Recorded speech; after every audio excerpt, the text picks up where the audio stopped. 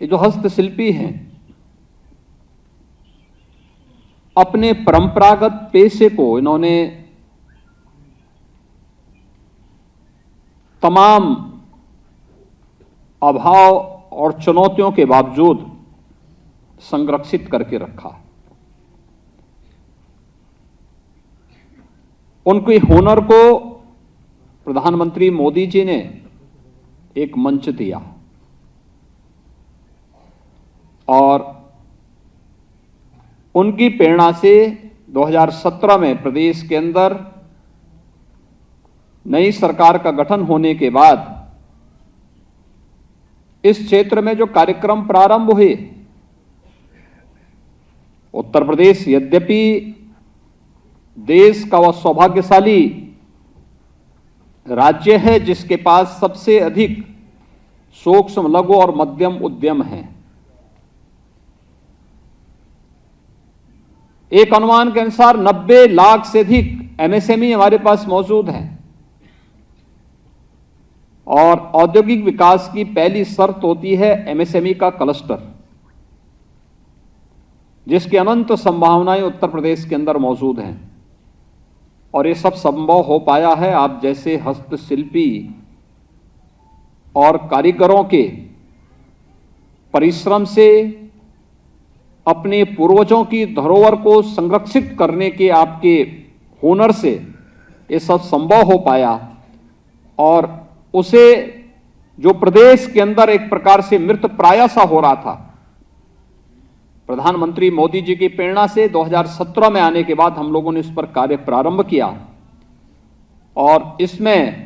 2 महत्वपूर्ण योजनाएं प्रदेश के अंदर हम लोगों ने चलाई। एक जनपद एक उत्पाद की योजना और दूसरा विश्वकर्मा श्रम सम्मान की योजना। एक जनपद एक उत्पाद की योजना, हर जनपद की अपनी एक यूनिक प्रोडक्ट होगी और उसकी डिजाइनिंग, उसकी तकनीक, उसकी मार्केटिंग, उसकी ब्रांडिंग, उसकी पैकेजिंग, इन सब को लेकर के सरकार के स्तर पर उसे प्रोत्साहन देने की कार्रवाई। विश्वकर्मा श्रम सम्मान के माध्यम से अपने परंपरागत कारीगर और हस्तशिल्पियों को जो अलग अलग कैटेगरी में थे, जो बापू के ग्राम स्वराज की परिकल्पना को कभी साकार करते थे, आत्मनिर्भरता के लक्ष्य को प्राप्त करते थे, उन्हें प्रोत्साहित करने के लिए उन कारीगरों और हस्तशिल्पियों को जिनके पास हुनर तो था लेकिन समय के अनुरूप डिजाइन का अभाव था, पैकेजिंग का अभाव था, जिन्हें मंच उपलब्ध नहीं हो पाता था, शासन स्तर पर कोई सहयोग नहीं हो पाता था और जो अपने परिश्रम और अपने पुरुषार्थ से कुछ करना भी चाहता था तो तमाम बंदिशें उस पर लगा करके उसे हतोत्साहित किया जाता था। आज के इस अवसर पर हम लोगों ने उन्हीं सबको ध्यान में रख करके इस कार्यक्रम को आगे बढ़ाया है और यह कार्यक्रम उन्हीं हस्तशिल्पियों के लिए उस समय हम लोगों ने प्रारंभ किया था, जिसमें इन हस्तशिल्पियों के लिए हम लोगों ने कहा था कि इन हस्तशिल्पियों की एक निश्चित ट्रेनिंग हो। ट्रेनिंग के दौरान चूंकि रोज कमाने वाले लोग हैं, इसलिए उस दौरान इनको एक निश्चित मानदेय दिया जाए, टूल किट उपलब्ध करवाया जाए। ऐसे ही वन डिस्ट्रिक्ट वन प्रोडक्ट के माध्यम से भी हम लोगों ने इसे प्रोत्साहित करने का प्रयास किया। कौन सोचता था गोरखपुर का टेराकोटा उसको मंच मिले, आज मैं देख रहा था उन्हें यहां सम्मानित किया गया। कौन जानता था आजमगढ़ को लोग ये तो मानते थे 17 के पहले की वह आतंकवादियों का गढ़ बन चुका है,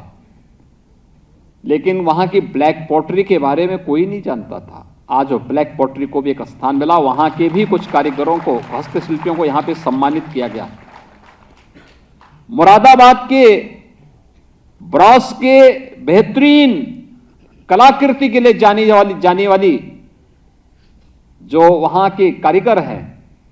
वहां का ब्रॉस का जो आइटम है, पीतल नगरी के रूप में न जाने कब से हम सुनते रहे हैं। फिरोजाबाद का ग्लास का उद्योग,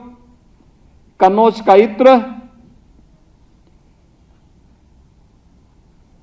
अलीगढ़ के ताले, हार्डवेयर का काम वहां पर जो होता है,